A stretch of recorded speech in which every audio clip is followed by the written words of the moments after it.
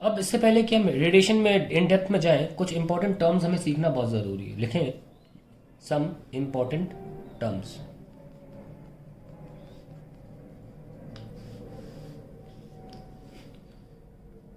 समझाने से पहले टर्म्स कैसे आएंगे, इंट्रोड्यूस कैसे होंगे, let's take a surface.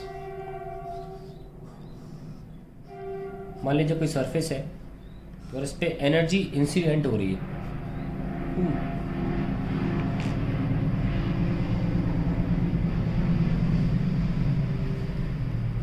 Incident energy है ई आई। एंड ये एनर्जी तीन तरीके से डिवाइड होगी। एक तो रिफ्लेक्ट होगी ई आर, कुछ ऑब्जर्व रह जाएगी ई ए ऑब्जर्व्ड, और कुछ विल बी ट्रांसमिटेड, बाहर निकल जाएगी। तो यानी कि इंसिडेंट एनर्जी के तीन हिस्से हुए, absorbed plus transmitted plus reflected. अब पहला टर्म जो आता है वो आता है अब्जॉर्प्टेंस। इसको दिखाते हैं ए से, and it is defined as E A by E I, that is ratio of energy absorbed to the ratio of total energy incident। ये ऑब्जॉर्प्टेंस है। दूसरा टर्म ईटी के को लेकर होगा, दैट इज ट्रांसमिटेंस। इसे हम दिखाते हैं टी से, छोटे टी से। कुछ लोग टाउ से भी दिखाते हैं, पर कोई बात नहीं, उससे फर्क नहीं पड़ता। E T upon E I, that is ratio of energy transmitted to the, sorry क्या लिख दिया मैंने, to the total energy, to the total energy incident.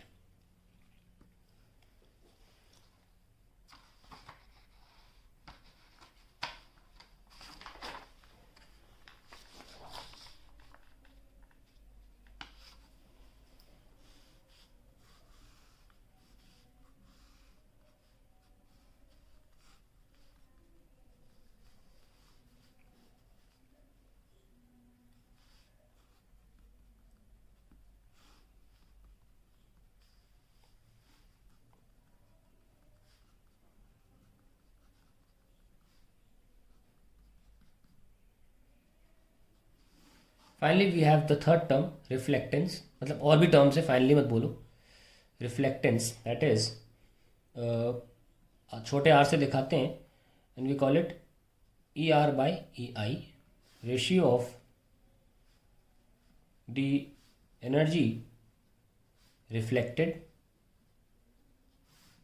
To the total energy incident.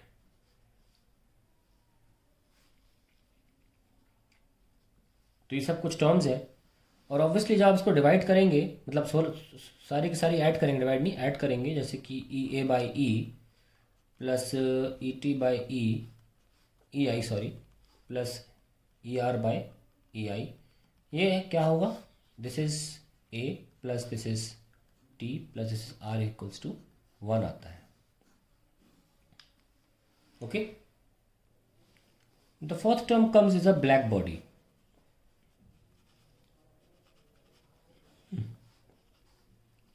A body for which A is 1, T is 0, R is 0. That is a body which absorbs all the energy incident on it, all the energy incident on it। इसी black body से related एक नया term आता है, that is एमिटेंस। अभी तक हमने क्या पढ़ा, reflectance, reflectance, transmittance and absorptance, फिर आता है एमिटेंस।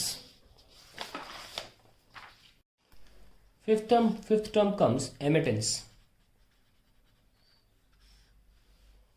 देखिए क्या है कि जब कोई बॉडी को आप हीट करते हैं तो हमने उस पर मान लीजिए एनर्जी गिराई, इंसिडेंट एनर्जी है ई आई, जिसके दो हमने तीन हिस्से किए, कुछ अब्जॉर्ब हो गया, कुछ ट्रांसमिट हो गया, कुछ रिफ्लेक्ट हो गया, E R, E A and E transmit is T. Reflect, absorb and transmit. Emittance क्या है फिर? होता क्या है, कुछ एनर्जी अब अब्जॉर्ब हो जाती है after some time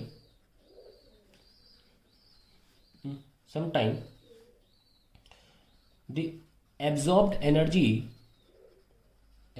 energy increases the temperature of body, the temperature of body, then the body begins to emit radiations। तो इनका कोई ताल्लुक नहीं है आपके रिफ्लेक्टिव और ट्रांसमिट से। अब्जॉर्प्शन होने के बाद कुछ हिस्सा एमिट होना शुरू हो जाता है, उसको बोलते हैं हम एमिटेंस। सो एमिटेंस क्या है? It is the energy per unit area per unit time emitted by the body. अभी एमिटेंस के भी दो हिस्से होंगे, मतलब दो पार्ट्स हैं इस डेफिनेशन के, मतलब दो टर्म्स आएंगे जो एमिटेंस से रिलेटेड होंगे, एक मोनोक्रोमैटिक एमिटेंस और एक रेडियंट एमिटेंस। ओके, वो वेवलेंथ डिपेंडेंट है। मोटा मोटा एमिटेंस का मतलब ये होता है कि it is the energy per unit area per unit time emitted by the body. Now emittance की दो डेफिनेशन जैसे मैंने बताई थी आपको, पहली आती है ए ले लेते हैं, 5 ले लेते हैं, मोनोक्रोमैटिक एमिटेंस।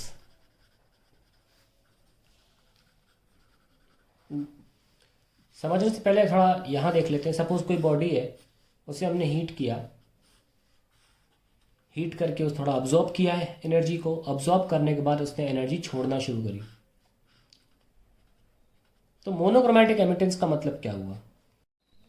सपोज इसने एनर्जी जो छोड़ी वो 800 नैनोमीटर की वेवलेंथ की छोड़ रहा है, सपोज एट प्रेजेंट। कोई आप सिलेक्ट कर लीजिए वैल्यू, सपोज मैंने सिलेक्ट कर ली 800 नैनोमीटर। तो मोनोक्रोमैटिक एमिटेंस ये हुआ कि जो जो एनर्जी इस 800 नैनोमीटर के 1 एंगस्ट्रॉम के थ्रू निकल रही होगी, हम उसको एमिटेंस में उस एनर्जी को काउंट कर रहे हैं।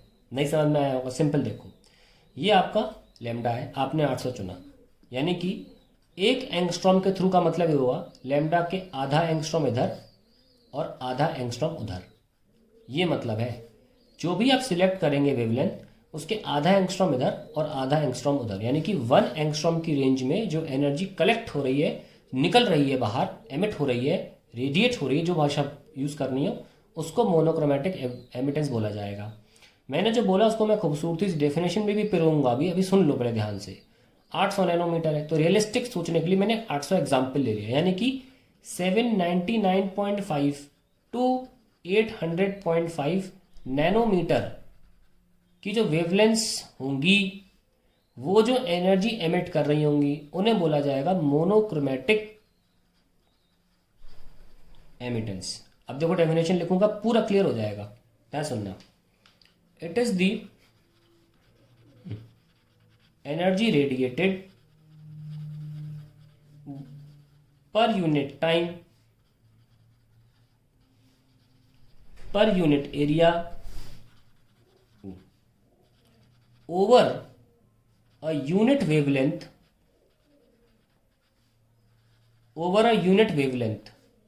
For a over a unit wavelength मतलब 1 angstrom for a selected wavelength या for a fixed, for a given wavelength ज़्यादा सही रहेगा, फॉर अ गिवन वेवलेंथ। तो आप कोई वेवलेंथ चुन लीजिए, मान लो 800 चुन लिया, तो वो गिवन वेवलेंथ हो गई। उसके थ्रू आजू बाजू यूनिट वेवलेंथ, यानी कि आधा इधर आधा उधर। ये स्टैंडर्ड डेफिनेशंस होती हैं, थोड़ी डिफिकल्ट होती है रटने में, लेकिन मैं आपको इसलिए ऐसा एग्जांपल समझाया। जैसे टाइम की डेफिनेशन आप देखोगे, स्टैंडर्ड जो एसआई इंटरनेशनल जो इंटरनेशनल लेवल पर डेफिनेशन बनाई जाती है फिजिक्स द्वारा, आप वेट की डेफिनेशन याद ही नहीं कर पाओगे, मास की अजीब सी डेफिनेशन होती है, तो उस तरीके से डेफिनेशन डिफाइंड है। ठीक है, क्या डिफाइन है कि गिवन वेवलेंथ के आधे एंगस्ट्रॉम उधर आधे एंगस्ट्रॉम इधर। तो मैंने क्या लिखा, एनर्जी रेडिएटेड, ये इंपॉर्टेंट है, पर unit time per unit area over a unit wavelength for a given wavelength. Given मतलब 800, ओवर मतलब रेंज, ओवर या आप ये भी लिख सकते हैं over a range of unit wavelength या over a unit wavelength range, ऐसे भी आप लिख सकते हैं, थोड़ा और क्लियर हो जाएगा रेंज वर्ड लिखने पर। रेंज मतलब होता है ना यहाँ से वहाँ, मैं वही कह रहा हूँ। तो इसे बोलते हैं मोनोक्रोमेटिक एमिटेंस। मोनो का मतलब ही यही था, इसीलिए 1 एंगस्ट्रॉम। ठीक है, the other term comes now radiant emittance. Similar है, बस इतना ही फर्क है कि ये सारी वेवलेंथ्स के लिए। ठीक है, let's see total energy emitted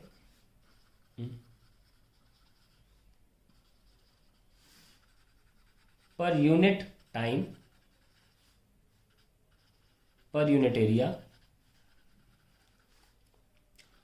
over all the wavelengths।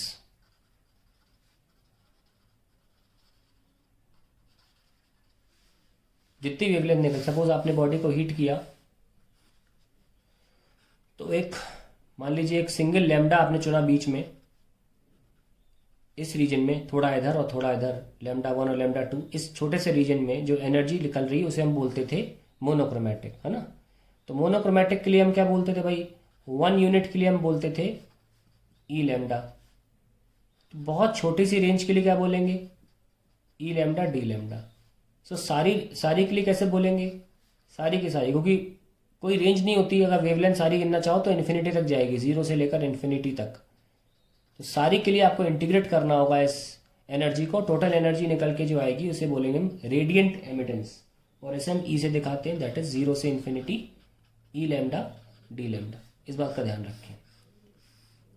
ठीक है, फिर देख लें 1 यूनिट के लिए तो हमने डिफाइन किया था कि ई लैम्डा यानी कि आपको अगर 799.5 टू 800.5 1 यूनिट के लिए दिखाया तो ई लैम्डा।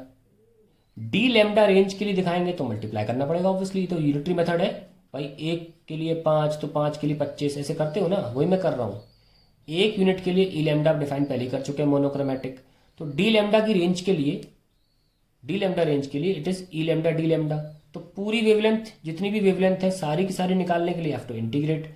और वेवलेंथ की कोई रेंज नहीं होती, स्टार्ट तो 0 से होता है, क्योंकि अंत कोई नहीं है उसका, कितनी भी किलोमीटर की हो सकती है, तो 0 से infinity. That is why it is defined like this. Radiant emittance is the total energy emitted of all the wavelengths. That is called radiant emittance. Now comes the 6th term, that is relative emittance. Relative emittance or emissivity. Emissivity भी बोलते हैं, relative emittance भी बोलते हैं, उसे दिखाते हैं छोटे ई से। It is defined as the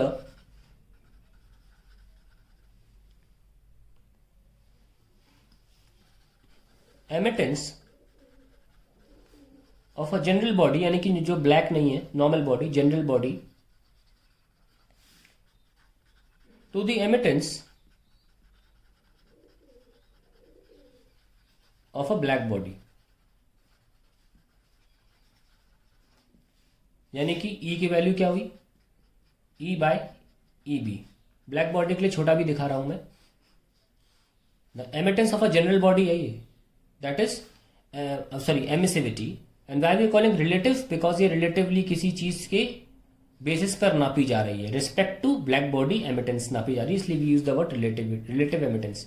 ज्यादा ये एमिसिविटी से जाना जाता है। तो it is defined as the emittance of general body to the emittance of black body. अगर ब्लैक बॉडी की एमिटेंस निकालें तो क्या होगा, obviously emittance of black body ऊपर रख दिया जाएगा, यहाँ जनरल बॉडी ही ब्लैक बॉडी है, डिवाइड तो ई बी से ही करना है, तो आ जाएगा 1। इसलिए emissivity of a black body is equals to 1। Emissivity of a black body equals to 1। और ध्यान रखें कि जो अब्जॉर्प्टिविटी था ए, जो कि जितनी एनर्जी आ रही है उस उतनी एनर्जी ले लेना, वो था जो भी आप एनर्जी अब्जॉर्ब कर रहे हो divide by total energy incident, वो भी 1 आ गया था फॉर अ ब्लैक बॉडी, और अ ब्लैक बॉडी। तो ये बहुत इंपॉर्टेंट निष्कर्ष निकल के आता है, ए इक्वल्स टू ई, दैट अब for a black body absorptivity और एमिसिविटी दोनों बराबर होते हैं, ये बहुत इंपॉर्टेंट है, ध्यान रखना इस बात का।